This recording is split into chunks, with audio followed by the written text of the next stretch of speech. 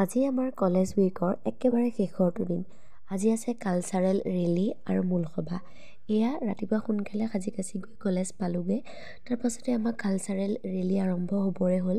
এনেই আমাৰ কলেজৰ পৰাই ৰেলী ষ্টাৰ্ট হয়, কিন্তু যিহেতু আমাৰ কলেজলৈ উঠি অহা সেইখিনিতে এখন বিদ্যালয় আছে, তাতে যিহেতু মেট্ৰিক পৰীক্ষা হৈ আছে, হুলস্থুলীয়া পৰিৱেশ হ'ব বুলি ভাবিয়ে মেইন চেণ্টাৰলৈ ওলাই আহিলে, মানে এই ৰাস্তাটোৱেদি আমাৰ খেলপথাৰলৈ যাব পাৰি আৰু তাৰ পৰাই একদম টোলগেটলৈকে আমাৰ শোভাযাত্ৰাটো হ'ল।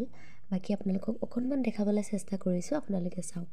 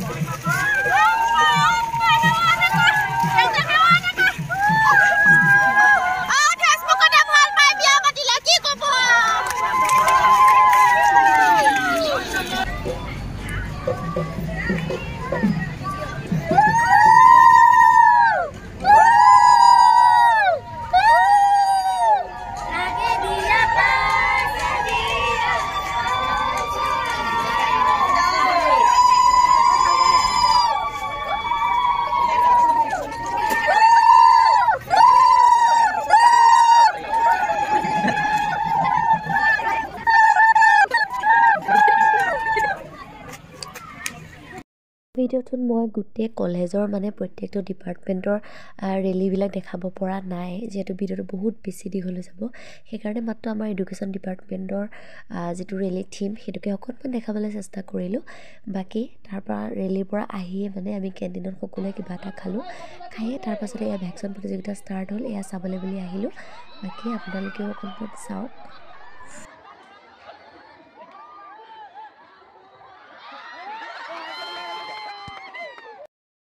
আৰু কালচাৰেল ৰেলী শেষ হোৱাৰ পাছতে ভেকচিন প্ৰতিযোগিতা চাই মেলি মই এয়া আহি গ'লোঁ ঘৰলৈ। মানে আহি আছোঁ আৰু ঘৰ পোৱাগৈ নাই, মানে এতিয়াই 2টা বাজি গ'লেই আৰু মই ঘৰ পোৱালৈ চাগে 3টামান বাজিয়ে যাবগৈ। সেইকাৰণে মই গুচি আহিলোঁ, মূল সভাত নাথাকিলোঁ, মানে ৰিজাল্ট দিয়ালৈও মই নৰলোঁ। বাকী ভিডিঅ'টো চাই কেনেকুৱা পালে জনাব।